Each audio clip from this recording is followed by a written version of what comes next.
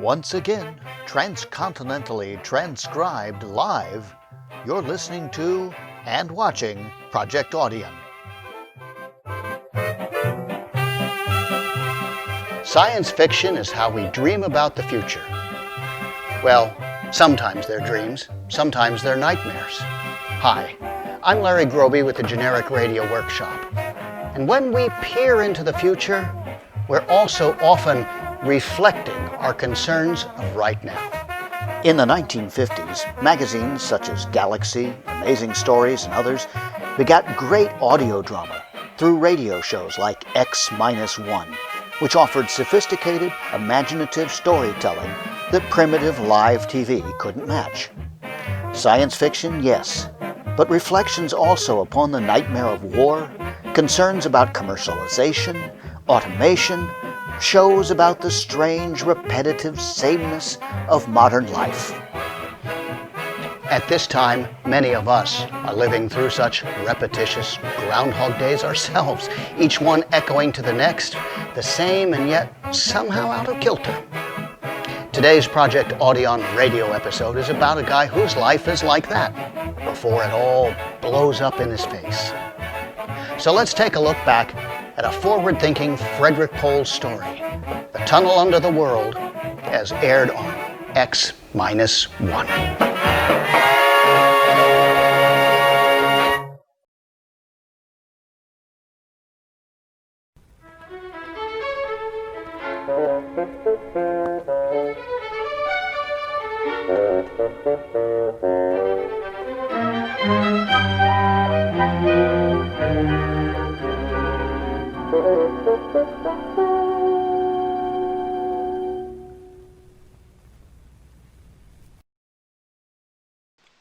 In just a moment, X-1. But first, your home will be filled with the voices of top entertainers and fascinating experts in the homemaking field tomorrow when Virginia Graham and Mike Wallace bring you another broadcast of NBC's Weekday. Among the special guests is Rita Gam, Hollywood star and one of Grace Kelly's prospective bridesmaids. And Rita will be joined by a singer whose unique style is well known to his many fans, Johnny Ray. Then from Britain, it's actor Trevor Howard. Meet them all tomorrow when NBC's Weekday brings you another day of fact and fun on this station. Now stay tuned for X-1 on NBC. Countdown for blast off. X-5, 4, 3, 2, X-1, fire.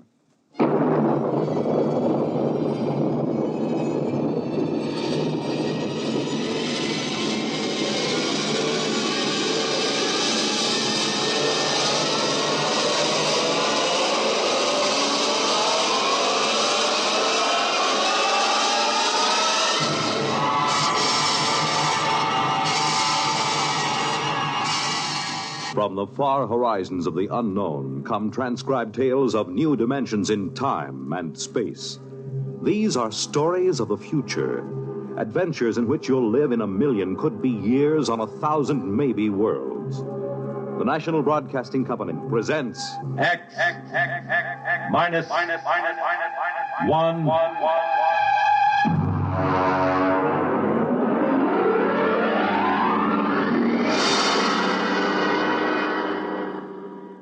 Tonight, a story by Frederick Pohl, Tunnel Under the World.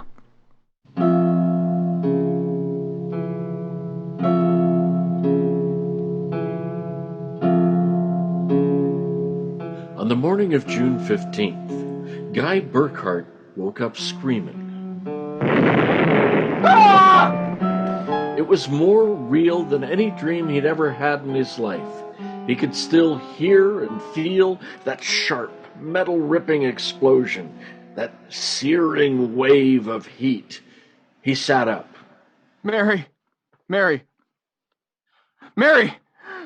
are you? Hi, what's wrong? Where were you? In the kitchen, cooking breakfast. What is it? I don't know. A dream, I guess. An explosion. Did you say an explosion? Yes. But that's the dream I had. What? I dreamed there was a big explosion and then something sort of hit me on the head. Holy smokes. Maybe there really was some sort of explosion and it started us dreaming. Well, there'll be an explosion down at your office if you don't hurry and get to work.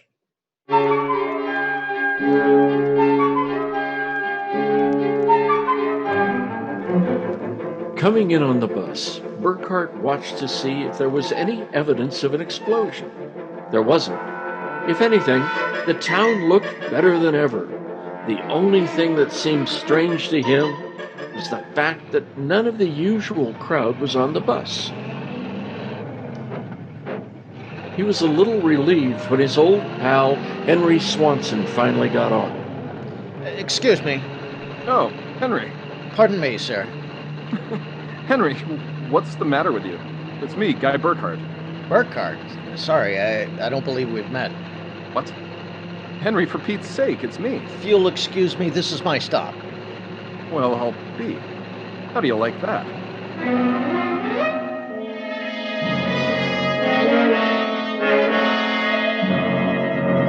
Guy Burkhardt got off in front of the gigantic Controchemical building, took the elevator to the 98th floor, where he had worked in the accounting department for 12 years. It wasn't until he was almost at his floor that he realized the speaker was not playing the usual commercials. Friends, are you happy with your present home freezer? Of course not. Well, the answer to your problems is a Feckle freezer. Feckle freezers are better freezers. Most wives would do anything for a Feckle freezer. Friends, are you happy with your present home freezer? Of course not. Well, the answer to your problems is a Feckle freezer. Feckle freezers.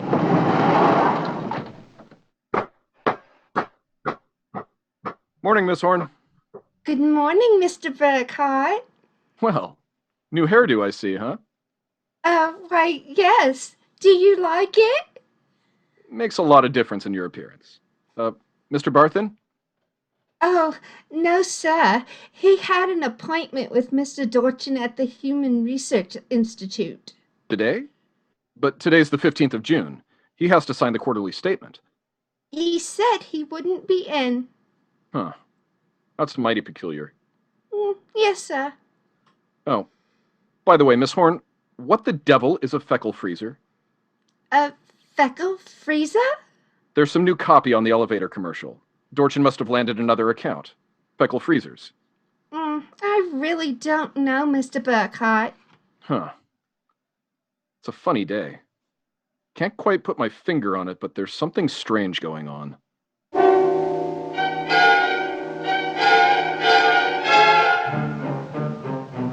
He couldn't shake the thought out of his mind. It persisted all through the day and through dinner. He was still brooding as he and Mary got ready for bed. Tired, dear? Oh, no. Anything wrong? I don't know. Well, I guess I'll get a good night's sleep. Coming? I think I'll sit up and read for a while.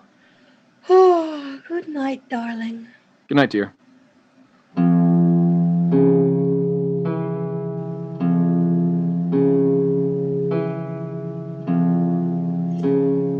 At exactly midnight, Guy Burkhardt lapsed into a sudden, deep sleep. And the following morning he woke up, screaming. Ah! Darling, what is it? What's wrong? Nothing. Bad dream, I guess. Oh, you gave me such a shock. Whew. I seem to be having a lot of nightmares lately. Really? Yes, the one I had yesterday. This was the same. A big explosion and then nothing. You had a dream yesterday? Well, of course I did. You had the same sort of dream. I? Guy, you're mistaken. I don't remember dreaming. Oh, now, Mary, you told Guy, me that you're mistaken. But Mary, you said... Maybe you dreamed I dreamed. Maybe there was some yes, kind of a... I might have done that, I suppose. Everything did seem sort of strange yesterday. That's probably it. You better get dressed, dear. Today's the 15th. That's when the annual 15th? report... Yes. Well, then it must have been a dream. Because yesterday was the 15th.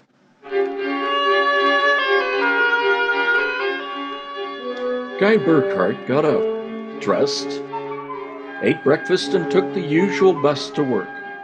Once again, everything seemed even brighter and newer than usual. And once again, he was puzzled when he noticed none of the old crowd was on the bus. Pardon me, please. Well, look, don't shove us. Oh, morning, Henry. Morning. For God's sake, don't talk to me. Well, what is it? You being followed or something? Don't you know? I was sure you remembered. Remembered what? I can't talk. This is my stop. Will you excuse me, please? Well, Henry, for Pete's sake.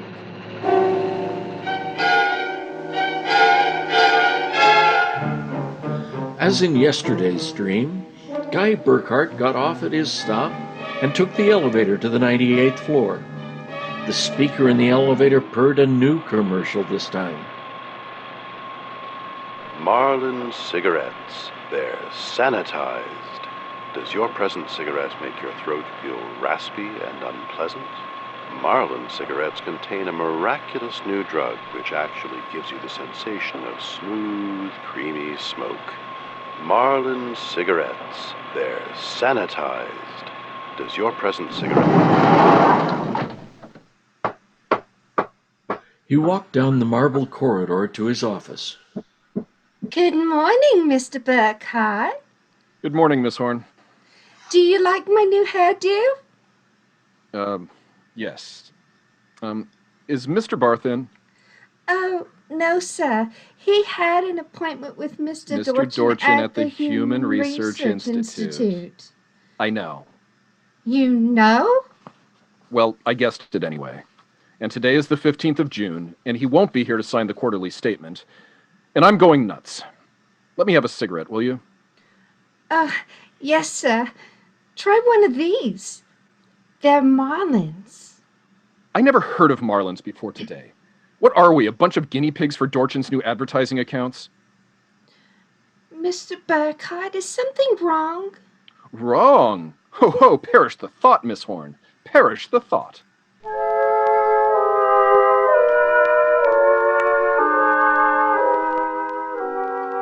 He went to his desk and stared at the mail. Before he opened it, he knew that the factory distributor's envelope contained an order for 12 new electronic computers.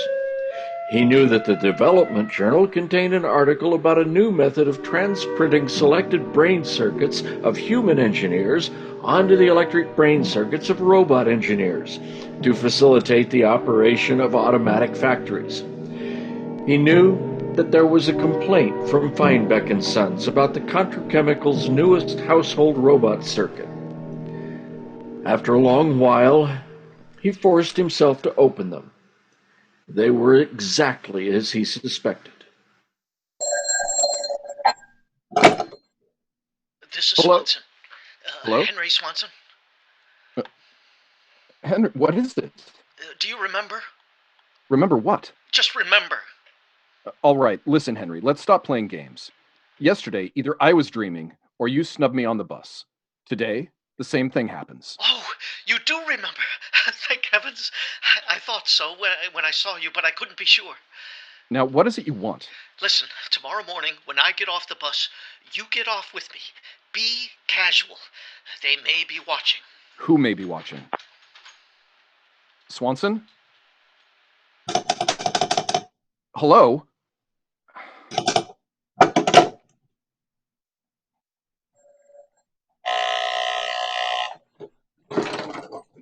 You buzzed, Mr. Burkhardt? Yes, I'm still out of cigarettes. Would you buy me a pack of Kelvins? Wouldn't you rather have Marlins? I smoke Kelvins. But, Mr. Burkhardt, Marlins have that soft, creamy smoke that's so soothing to your throat. Oh, do you really believe that stuff? Well, it's true.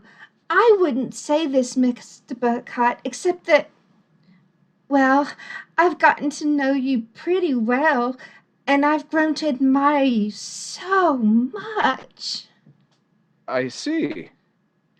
Would you mind, Mr. Burkhardt, if I told you that, well, for months now, I've wanted to, well, just comfort you. I know how troubled you've been. Well, you've, never mentioned your feelings before, Miss Horn. April. My first name's April. Uh-huh. Well, that's a pretty name. You see, I do have your welfare at heart. That's why when I see you smoking Calvins, and I know Mullins are so much better for you, won't you let me buy some of them for you, huh? Well, I suppose so. Why not? Here, bring me a carton. Oh, thank you, Mr. Burkhardt. Guy? I think you ought to go. I'll be back.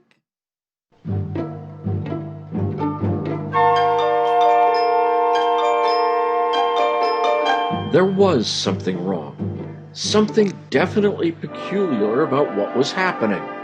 The call from Henry Swanson, the strange behavior of his secretary, Miss Horn, these new products, the dream.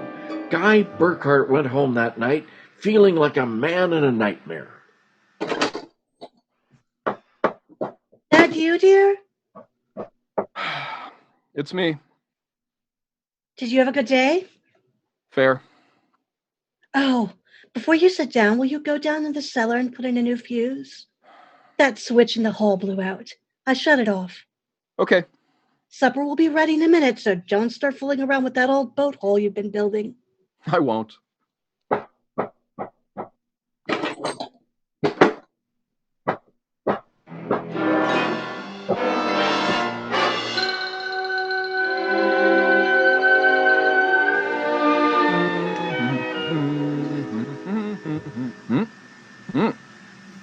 Mary! Mary! What is it? Come down here. Hurry up.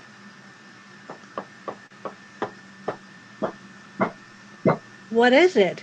I don't know. I'm not sure. I was looking for a fuse and I thought maybe I dropped one under the boat hull, so I scratched around. Look, let me put the flashlight on it. Well? Look at the floor. What about the floor? It's supposed to be cement. Well? Well, it's copper. There's a thin layer of cement, but underneath it's metal. Look, here. Underneath the concrete, more metal. And here on the wall, you see? Metal. Metal under the floor, behind the walls, every place. Well, I don't really understand. Mary, I know this sounds crazy, but somebody, for reasons I can't even begin to guess, has taken this house and replaced it with a clever imitation. Guy. Honey, I'm going to look around a little more. Well, your dinner will be ready. All right, save it for me. There are a couple things I got to figure out.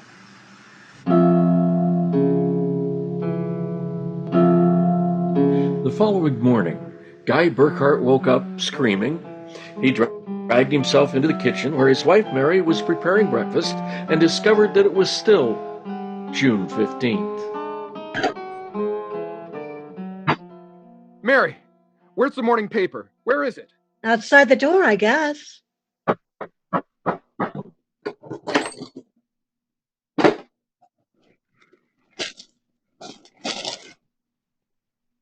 Uh-huh, June 15th. You'd better hurry, dear. Today's the day Mr. Barth fills out the quarterly reports. Oh, no, it isn't. What? He won't be there. He'll be at a meeting with that crackpot Dorchin at the Human Research Institute. Mr. Dorchin? He'll be there, and Miss Horn will have a new hairdo. And the elevator will be selling some new product. And Swanson... What about Swanson? Swanson. He said, I wonder if it's going to be the same today or whether... Guy, what are you talking about? Huh? Oh, nothing. Never mind. Where's my coat? Guy, you haven't had breakfast yet. I don't want to miss my bus. I'll see you tonight.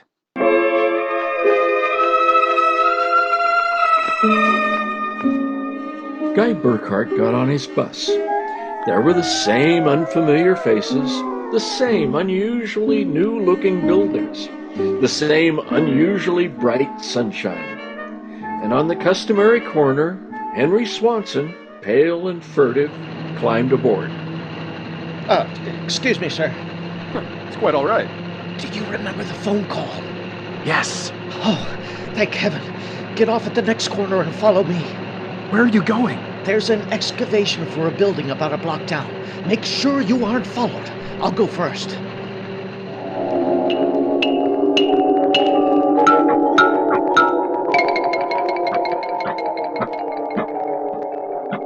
Burkhardt, here, behind the fence. All right now, Henry. What's this all about? Just a minute. I want to make sure you weren't followed. Followed by whom? By them, of course. And just who are they? Why, I'm not sure. At first I thought perhaps they were Russians. Now I'm beginning to think they're Martians. No humans could have accomplished what they've accomplished. Now, wait a minute. Start from the beginning, Henry. What's going on? Look, Burkhardt, peculiar things have been happening to you, right? Yes. A lot of your friends are missing. Your house seems changed. Yeah. There's something stranger than that. The date. Today is June 15th, yet I could swear yesterday was June 15th and the day before that. You got it, friend. It's always June 15th, and you and I are the only ones who know it. But why, Henry? How? I'm not sure. I think it's some sort of mass hypnosis or something. Well, why doesn't it work for us? My wife Mary doesn't remember a thing. Somehow, when it happened, they missed us. We were protected from the full force of the rays, or whatever they used. Burkhardt, where were you on the night of the 14th, about midnight? Let's see. That was Sunday night. Yes. Yeah, I was down in the cellar, under the boat I'm building. And I was in a dark room developing some pictures. This just doesn't make any sense to me. Russians, Martians, what makes you think that? I've seen them. Where? At the end of the tunnel. What tunnel? The one they built under Tylerton. A tunnel under Tylerton? Yes, that's right. It's made out of copper or some alloy. Copper? Wait a minute. I found a copper layer under my cellar floor last night. So did I. That's how I discovered it. I found a way to get in, too. It's at the bottom of this excavation. Holy mackerel. Henry, why don't we tell the police? Because we can't trust them. Even the police may be Martians in disguise. Oh, come on now. You're being melodramatic. Oh, am I? Well, you just come with me. Where? Into the tunnel. I'll show you.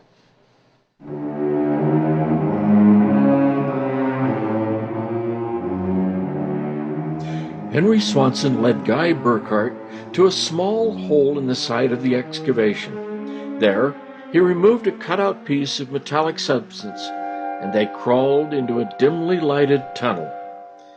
They walked for what seemed like 2 miles, until Swanson held his finger to his lips. We've got to be quiet now. Henry, this is fantastic. They've got a tunnel right under the whole town. Oh, you haven't seen anything yet. There's a room a little further down. We'll be able to look through a glass on the door. Is it safe? It's perfectly safe, unless one of them comes along. Well, come on. Okay. Here. Now, Burkhardt, look through this glass. Now, just so I know I'm not completely insane, tell me what you see. Good Lord. Well? A tremendous panel with dozens of telescreens. In front of each, a servo robot. They seem to be computing something. Yes, I've watched them. They're evaluating data from the screens. Evaluating? Why not? Each of them has a part of a human mind. Remember that. It's against the law to transfer an evaluating circuit from a human brain to a robot. Burkhardt, whoever's conducting this monstrous experiment is operating far outside the law. Have you gotten a chance to look at the data on those screens? No, I've been afraid to go in. They might have a warning circuit somewhere. Well, if we knew what those robots were working on, we could go to the authorities. I'll risk it if you will. All right. It's worth a chance. We're lost anyway. Okay. Open the door.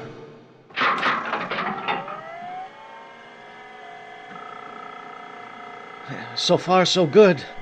Come on, let's take a look at that data. But don't interfere with the robots. Don't worry. Here, let's look at this screen. Listen to this. Tests in the 47-K12 group with Marlin cigarettes pulled 80% using the soft, feminine approach. Indications are that an extension of this approach would influence at least 70% nationwide. The direct elevator pitch pulled only 10%. This should be abandoned and a new series of high-persuasion personal elements introduced. Henry, do you know what this means? No, I haven't the faintest idea. Well, I don't blame you. This is crazy, but it fits the facts when I think about it. Do you know who's behind this? Martians? No, not Martians, Henry. Humans. What? Humans who are interested in developing the perfect propaganda machine. What? I don't know who they are, or how they've done it, but somehow they've taken Tylerton over. Hypnosis? Hypnosis, drugs, maybe some kind of ray or something. However they do it, what happens is that they let us live through a single day. During that day, they pour all kinds of suggestions and propaganda into us. At the end of the day, they evaluate the results, see how we've reacted. Then at midnight, they wash the day out of our minds, and the next morning, we start the same day over again with different stimuli. No, I can't believe that. I know it sounds ridiculous, but think of it. They can run the perfect test, and on a whole community. Do you know what that means, Henry? Suppose one man learned how to influence people 100%. Why, in a year he could sell us anything, from freezers to political candidates. Oh, wait a minute. We're guinea pigs, Henry. This whole community is one big test tube for Dorchin's propaganda research. Burkhardt, what do we do? I don't know. But somehow we've got to get out of this town and get to the FBI. Do you think we can? It's worth a try. Come on. Wait! What is it? Look through the door. There's somebody's coming down the tunnel. We gotta hide. Behind this circuit box. Shh. Good Lord, it's Dorchin, the head of the Research Institute. Shh! Quiet! All right, Burkhardt. Come out. We know you're in this room. Miss Horn has informed us that you remember. I must warn you that it's useless to buck us. Come out peacefully. Let our maintenance crew adjust you properly so you don't remember from one experiment to the next. It will be quite painless. If you don't come out peacefully, we'll have to get you. Henry, take this wrench. When I give the word, jump him. But he may be armed. Well, we've got nothing to lose. Very well. I'm coming after you. Now!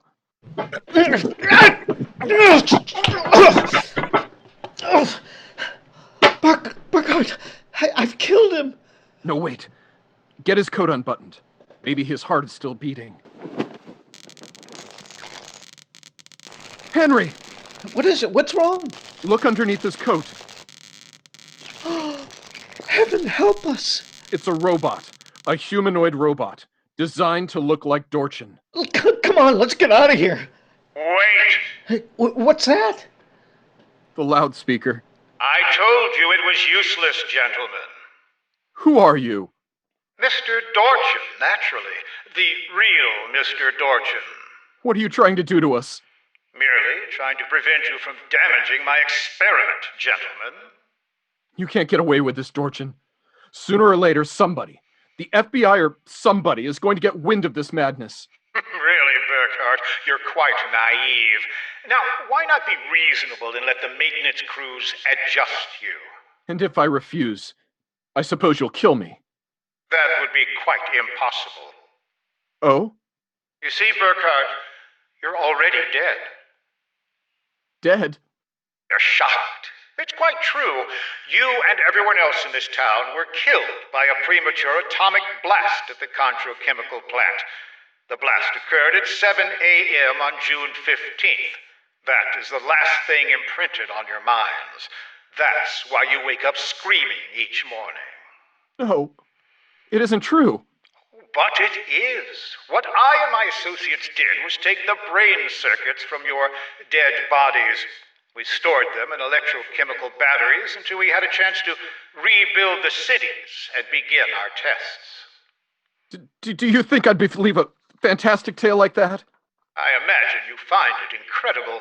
Of course, we didn't rebuild everything exactly. After all, it only has to last for a single day, June 15th.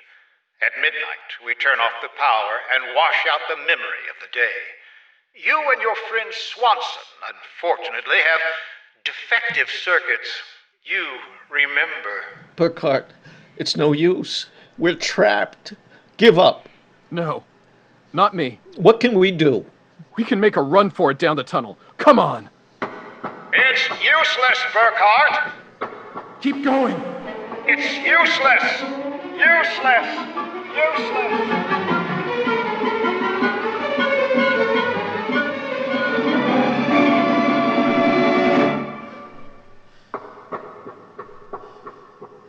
Burkhardt.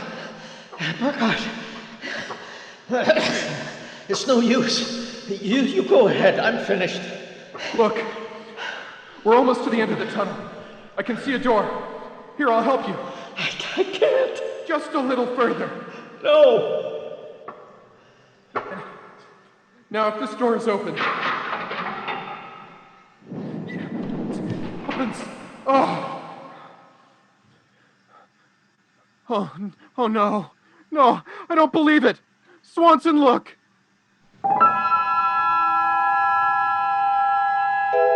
They were standing on a ledge of smooth, finished metal. At their feet, the ledge dropped away into a chasm so deep they could not see the bottom. Beyond was only a glare so bright that their eyes could not stand to look into it. And yet, at the limit of their vision, something towered, something so huge it was almost inconceivable. Something... Burkhardt? Yes? This is Dorchin. Now do you understand why it's useless? The great looming figure moved closer. It seemed to take shape now, and yet it was so gigantic as to be unbelievable. It came closer. The glare was partially blocked. And then Guy Burkhardt knew that the towering shape was none other than Dorchin himself. You see how I did it, Burkhardt? I took your brain circuits and had them reduced so that he could be transferred to tiny humanoid mannequins. That's what you are, Burkhardt, a tiny miniature of yourself.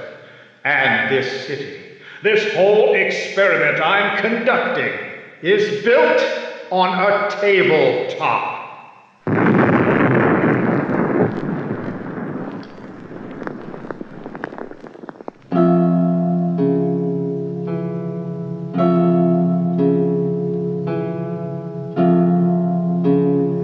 It was the morning of June 15th, and Guy Burkhardt woke up out of a dream, screaming.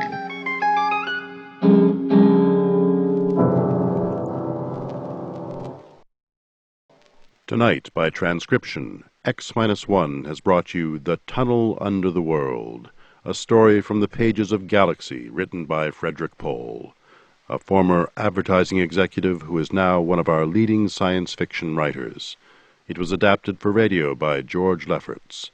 Featured in the cast were Les Damon, Ginger Jones, Bob Hastings, Connie Lembeck, Stan Early, and Kermit Murdoch. Your narrator was John Larkin. Your announcer, Fred Collins. X-1 was directed by Daniel Sutter and is an NBC Radio Network production.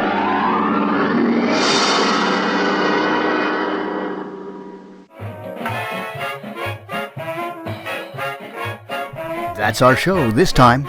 If you enjoyed it, tell us. Write to project.audion@gmail.com. And like us, or share the video link with your friends. Until next time, thanks for listening.